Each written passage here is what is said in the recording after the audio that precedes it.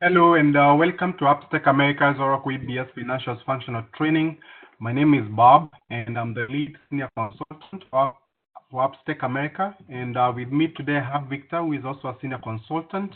And today we are handling intercompany transactions, and this is lesson 62. Victor, please walk us through. Thanks, Bob, for the introduction, and welcome everybody to this lesson of our Oracle Financials Functional Training Series. In this lesson, we are going to continue looking at intercompany transactions, which we started in our previous lesson. Okay, so in our previous lesson, we discussed the difference between intercompany transactions and intracompany transactions. And we came to the conclusion that an intercompany transaction is one that occurs between two legal entities, and an intracompany transaction is one that occurs between components under a single legal entity. Okay. So we are going to just look at different scenarios and how we can classify those transactions and differentiate them between intercompany and intracompany, right? So in this transaction, we have two legal entities, okay, that are housed under one ledger, or that own one primary ledger. If these two legal entities, which are company 001 and company 002, enter into a transaction, then that will be an intercompany transaction, okay, because it's occurring between two distinct legal entities, right?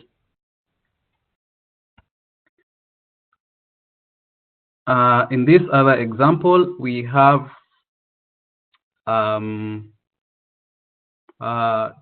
two legal entities also that own one primary ledger, okay? But these legal entities each have two components. We can say two companies under them, or they can be two operations or business divisions, okay? So if a transaction occurs, for example, between company 001 and company 003, that is still an intercompany transaction, okay? Why? Because company 001 belongs to legal entity 1 and company 003 belongs to legal entity 2, all right? So if 001 enters into a transaction with 003, that's intercompany. 002 and 003, intercompany. 002 and 004, intercompany. You get the idea. So as long as these two transacting components belong to different legal entities, then that becomes an intercompany transaction. We can also have this scenario whereby we have an enterprise, and then under this enterprise, we have two separate ledgers, and each ledger is owned by a different legal entity, okay? So what is a scenario such as this? Maybe we have, for example, we can take Mascani Group US, the one that we are using, and then let's say we cannot put Mascani developers and Mascani property managers in one ledger because they have different chart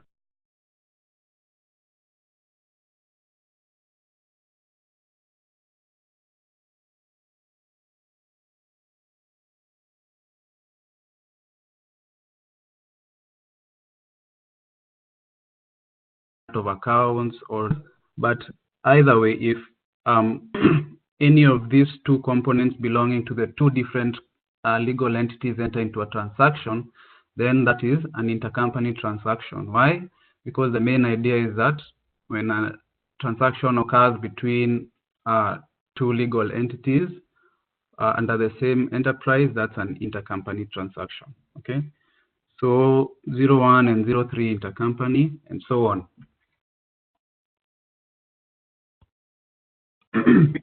Like maybe like 5 seconds back, I think I lost you. Okay. On this slide. Yes. Yeah, on this slide. Yes. Okay. So yeah, we were saying that in this kind of scenario, we have a corporate enterprise, okay, and this corporate enterprise, we have two ledgers, all right. So the example is, for example, we have our Maskani group, okay, and we can say that legal entity 1 is Maskani developers and legal entity 2 is Maskani property managers. The reason why they might have separate ledgers is because maybe they use a different calendar, or they're using a different chart of accounts. Maybe the reporting dimensions are different between the property management company and the developers company. And then under this legal entity, we might have each has its own separate components. So if any of these components enter into a transaction, so company 001 and company 003, that's intercompany, and 02 and 03 intercompany. So across the legal entities, it remains an intercompany transaction. Now let's look at intra-company transactions. So in this case, we have a single ledger, and on this single ledger, we have two separate legal entities, okay? Each of these legal entities has its own companies or its own, we can think of this as separate operations or lines of business. So if a transaction occurs between company 003, and company 004, it's an intra-company transaction. Why? Because these two companies, they belong to the same legal entity. In the same sense, if company 001 enters into a transaction with 002, that's an intra-company transaction. This is another scenario which we have seen, but in this case, an intra-company transaction is taking place where we have an enterprise, two separate ledgers. In each ledger, we have a legal entity, and the legal entities may have different components under them. So if this transaction occurs between 003 and 004, that's an intra-company transaction. Between 001 and 002, that's also an intra-company transaction.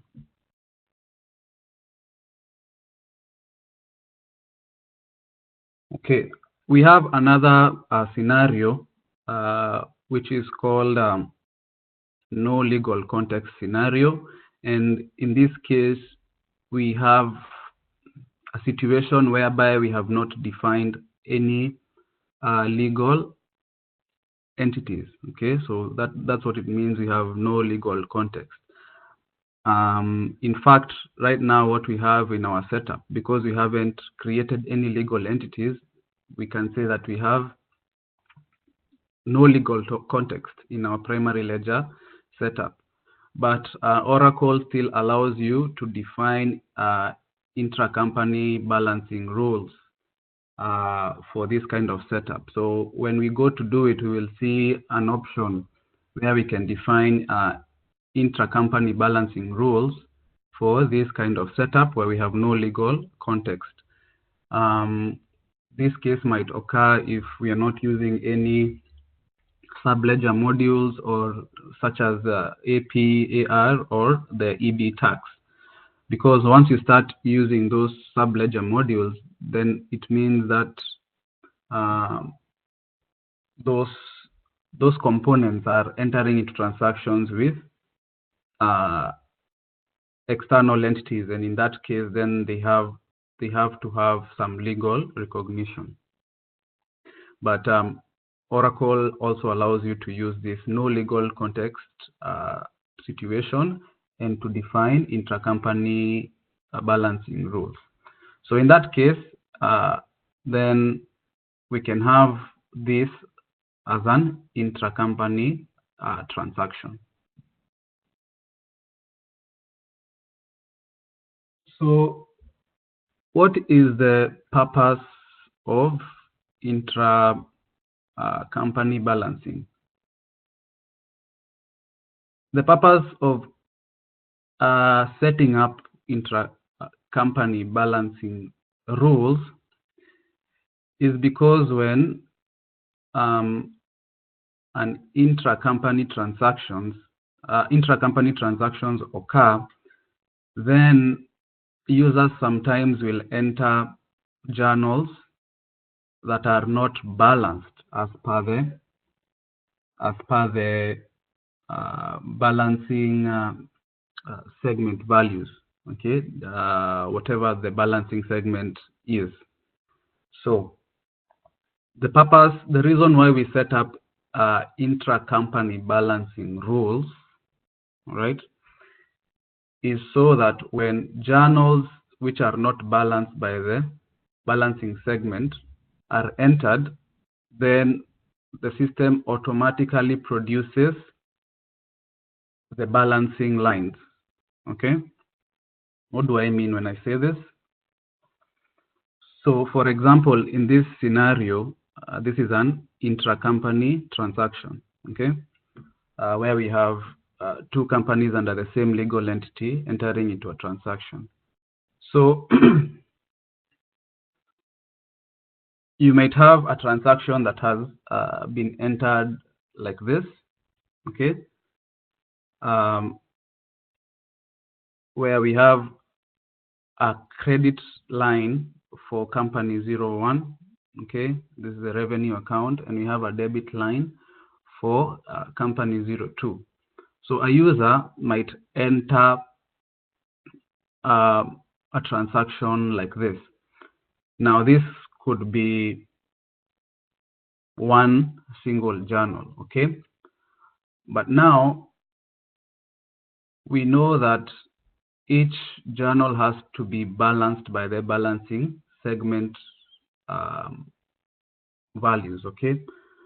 So what I mean by that is when we enter, for example, a line like this for company 01 and it's a credit line, we expect a debit line, all right, of equal amounts, or debit lines that add up to the credit line, okay? But technically, if a journal is entered like this with one balancing one line for each balancing segment value, it is a legal journal, but in an accounting sense, it's not correct, okay? So we need lines that will balance per each balancing segment. So we need another debit line for 01, and we need a credit line for 02. So when we define intra-company balancing rules, that is what they do, okay? So when we create a journal such as this, and then we post it, because once we post it, the intra-company balancing rules kick into place and produce the balancing lines, all right? So that's the purpose of defining intra-company balancing rules.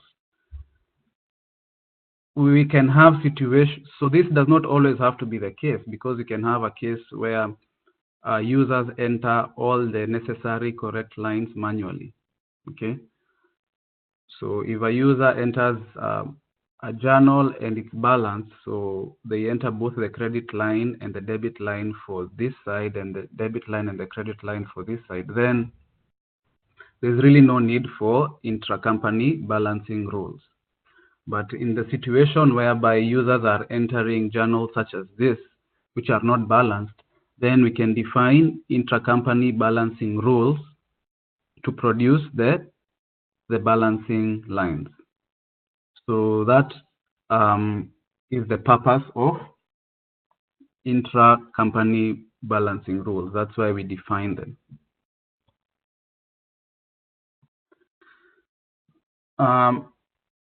Now I just wanted to show you what the kind of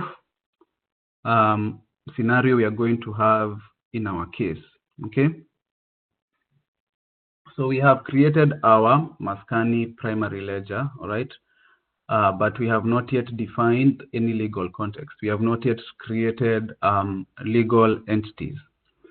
So what we are going to do is we are going to go and create legal entities, all right?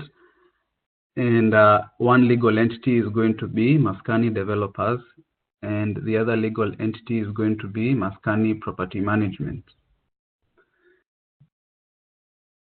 And then we are going to add another company. Okay, I used 006 because we have other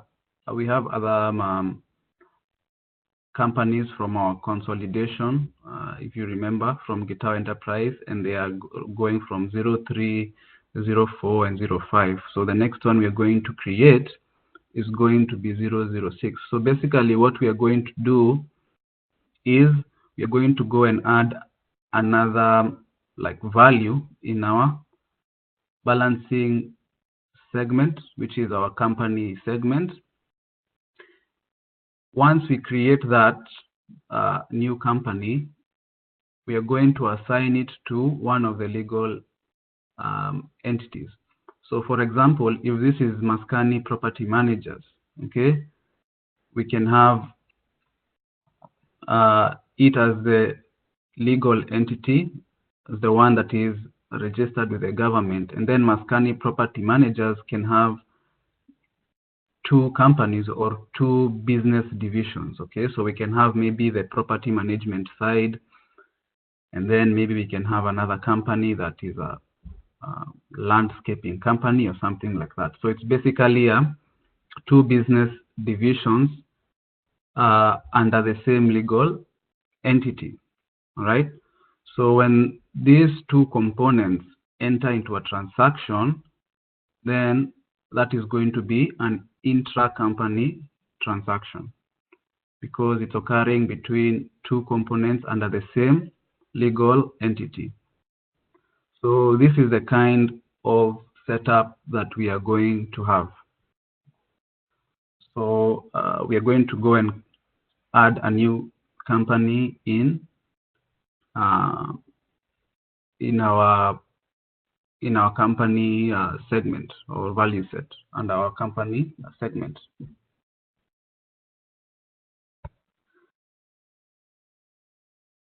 The other thing that we need to do is we need to create the legal entities, right? Now I just wanted to create like a big picture of the relations that we have between all these components, the legal entity, the ledger, and the balancing segment values. So we have already created our primary ledger, which is the Maskani Group US primary ledger. But we haven't created the legal entities. Now in our primary ledger, we have those two companies. We have been referring to them as companies, the Maskani Developers and the Maskani Property Management. Okay. Now, when we create the legal entities, we are going to create Maskani Developers and Maskani Property Managers as two separate legal entities. All right. Once we create those legal entities, we have to assign the legal entities to the ledger. All right. So the legal entities and the primary ledger are two different components. All right. So we have to create an association between the primary ledger and the legal entities. And that is why once we create the legal entities, we then have to assign them to our primary ledger. All right. When we assign the legal entities to our primary ledger, what does that allow us to do? It then allows us to assign the balancing segment values to the legal entity. In our case, what is the balancing segment value? The balancing segment value is the company, right? Maskani Property Management and Maskani Developers. The balancing segment value does not always have to be the company. Most of the time it is the company, but you can balance your journals with another segment that's not necessarily the company. But in our case, we selected the company segment to be our balancing segment. So what is the implication of this? So once we have assigned the legal entities to the primary ledger, we can now create the association between the balancing segment values to the legal entity. What that means is that we have registered, when we are creating the legal entity, what we are saying is that this is the company that's registered with the government, okay? So if somebody wants to sue our company, they're going to sue whatever is defined as our legal entity, all right? Or they are the ones who are responsible for paying taxes and doing reporting and all that. By assigning balancing segment values to the legal entity, what we are saying is that, for example, in this case, company 002 and company 006, they belong to, these are our balancing segment values, okay? So it means these two business divisions are transacting under this legal entity. So I don't know whether that makes sense. So when we created our primary ledger, we created a company segment which we assigned as the balancing segment, all right? And we call that, and that balancing segment contains companies. So in order to give those companies a legal context, this is the process that we have to follow. We create our primary ledger. In creating our primary ledger, we created our balancing segment, which is mandatory. Now, when we create the legal entities, we have to assign those legal entities to the primary ledger, and in that way, we are able to create an association between the balancing segment values, which in our case is the company segment, to the legal entity, okay? So that is the kind of flow or setup that we are going to have. So let's go to Oracle here. And let me log out.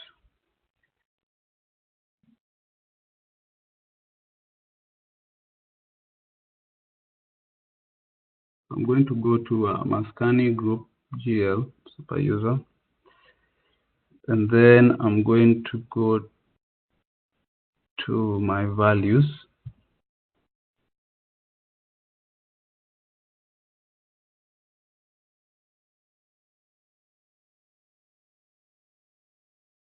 Let's go to the value set.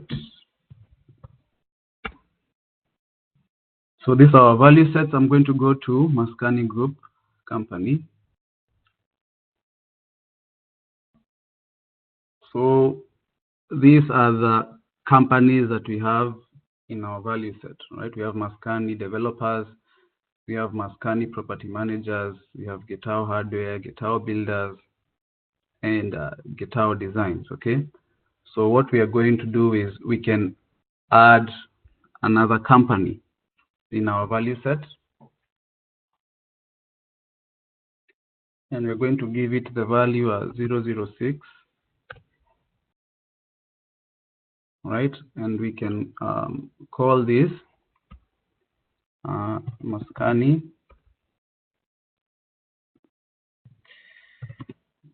Landscaping, right? We can make that our new company.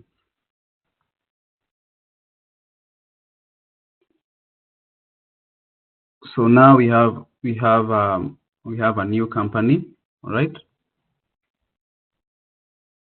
And click that to compile.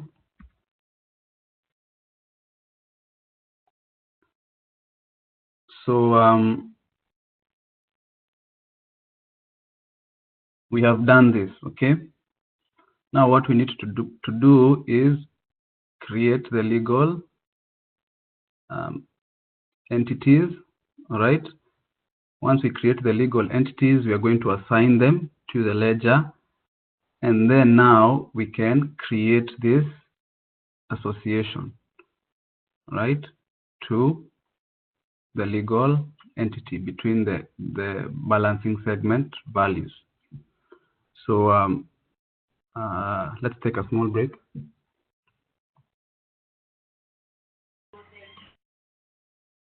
Okay, so we have created this new one.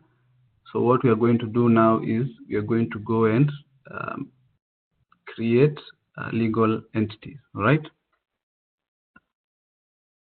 And this is the navigation.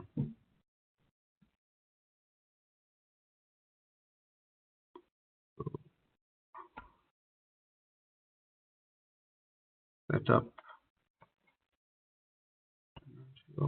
accounting, setup manager.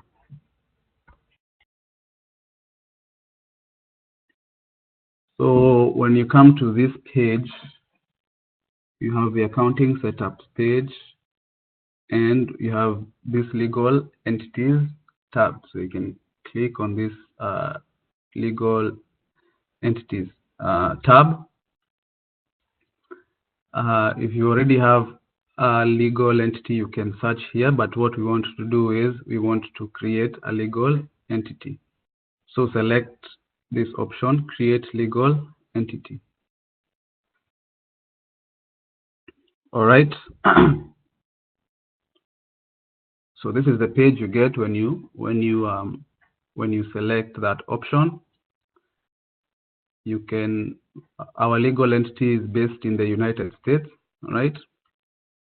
So we have to enter all these details, which are marked mandatory. You can see here it says indicates required field. So our first legal entity, we are going to call it Maskani, use capital letters, Maskani Developers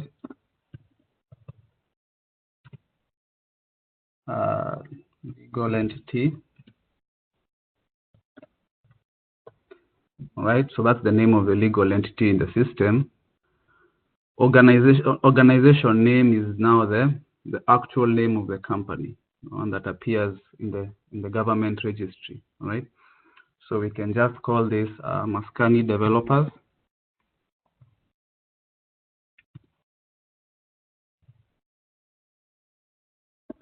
All right.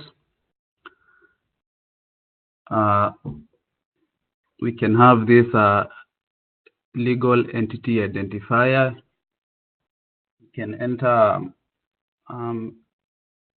any random number for now, because we're just creating a hypothetical scenario.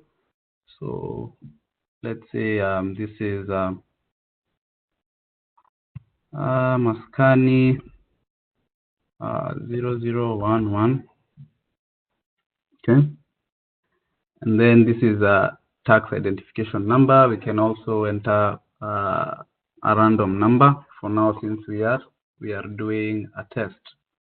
So let's see if we can have a number such as 998877. Right. Here you can select an existing address if one has already been created, or you can create a new address by clicking on this. This can maybe be your corporate headquarters, all right? So location, we can say maybe Florida. No, this is the location. We can say what? Let me see what we have to do here. Florida. And then, okay, here we enter the address. We can say 100. What address name are we going to give it? George Avenue. And we can say the Miami here. All right, so here we have the state. All these are not necessary anyway. So let's put here 100 George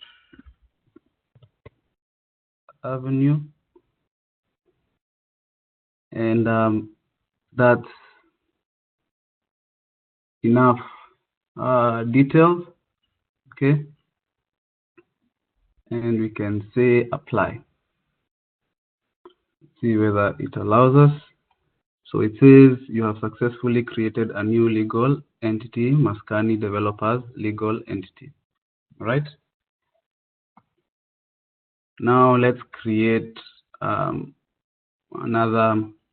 legal entity, which is going to be Maskani Property Management.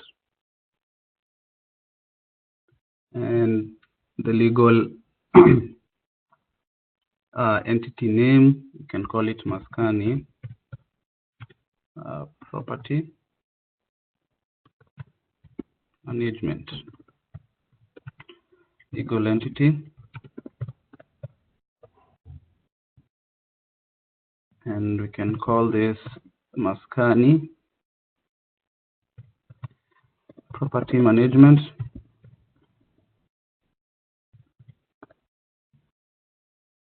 Legal entity identifier. We can do this as MA0022, and we can enter this as 77 or 665544. 665544. We can perhaps use the same address as the Maskani developers, so we can select existing address. Let's see, 100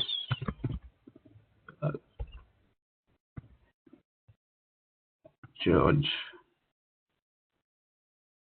So this is the address we created for Maskani developers. You can just select that one. So they share the same corporate headquarters. And that is the second legal entity. So we can apply. Confirmation, you have created a new legal entity, Maskani Property Management legal entity.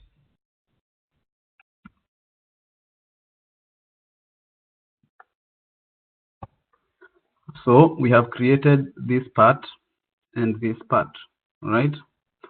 Now, in order to make this association, right, we have to first make this association, all right? So the legal entity, we have to assign it to our primary ledger. That's what we said. So we had already created our primary ledger. We have created legal entities. Now we need to assign this legal entities to our primary ledger.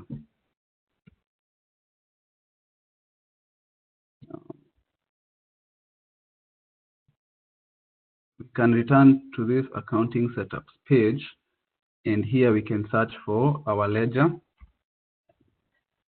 Maskani, right? Which one is the one that we want? We want Maskani Group US ledger, which is our primary ledger.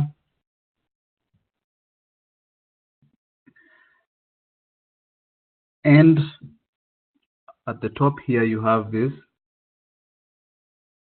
tab, Add Legal Entity. Okay, so click on that tab, and then select again Add Legal Entity, and then search for the legal entity. We have Maskani. So these are the two legal entities. We select both of them, okay?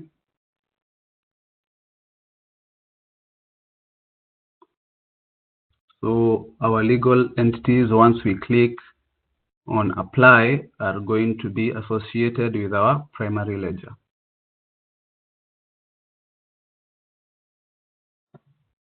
Nice. So now this is the page that we get when we go to our accounting setups. So let's return to accounting setups. If we search for Maskani, here, this is what we get. We select Maskani Group US Ledger. We see the legal entities associated with this ledger.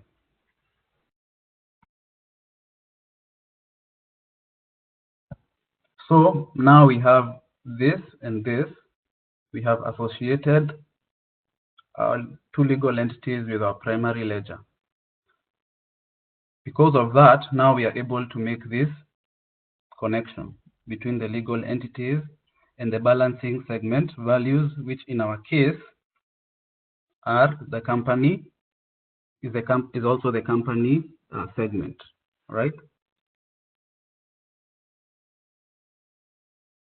In order to make that association, what do? We go to update balancing segment values, all right? So let's take Maskani Developers legal entity and update the balancing segment values.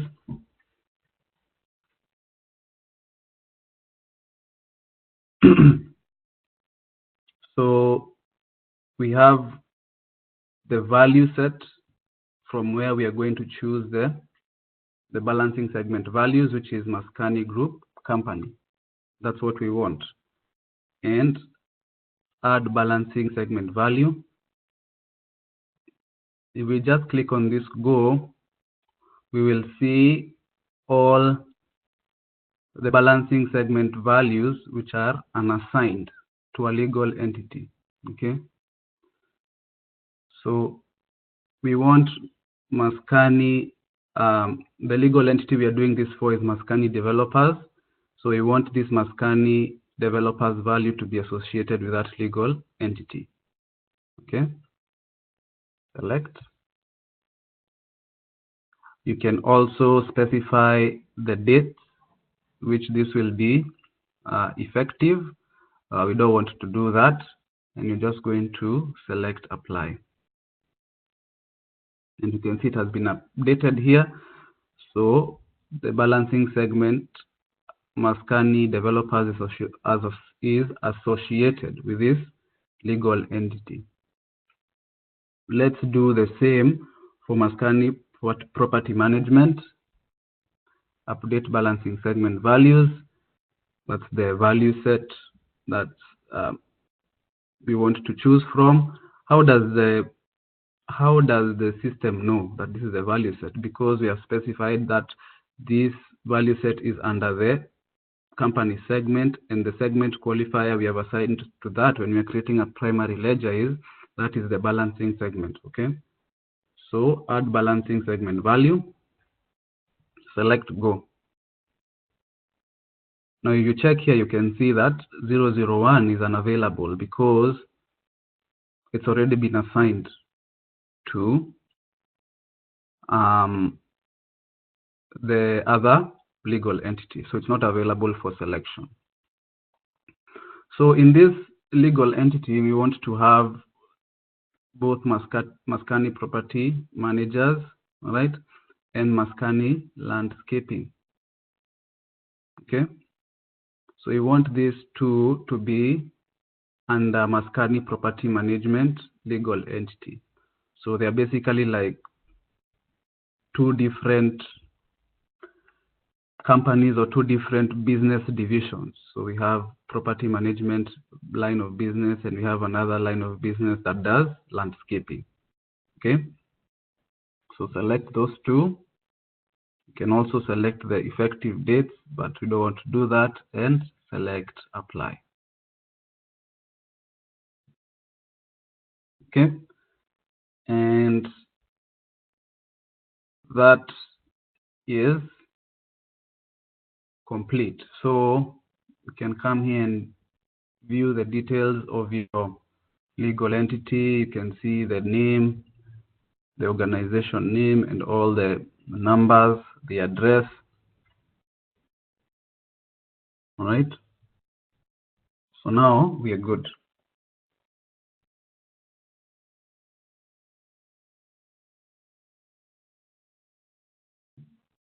So now what does this mean? We have created the association between all these components, the primary ledger, the legal entity, and the balancing segment values.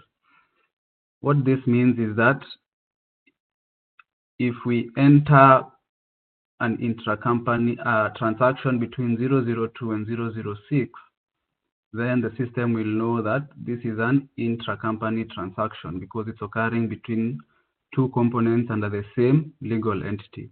Of course, if we do that right now, the purpose of doing this is that we need to enable intra-company balancing rules, which produce the balancing lines, okay, when we enter intra-company transactions. So that is also something else that we need to do. So all we wanted to do in this session was to create a legal context, and then go ahead. We're going to go ahead now and start defining the intra-company balancing rules that allow us to enter intra-company transactions. So we are going to continue from there in our next session. And Bob, unless you have something to add. Thank you so much, Victor. I think we are great. Thank you.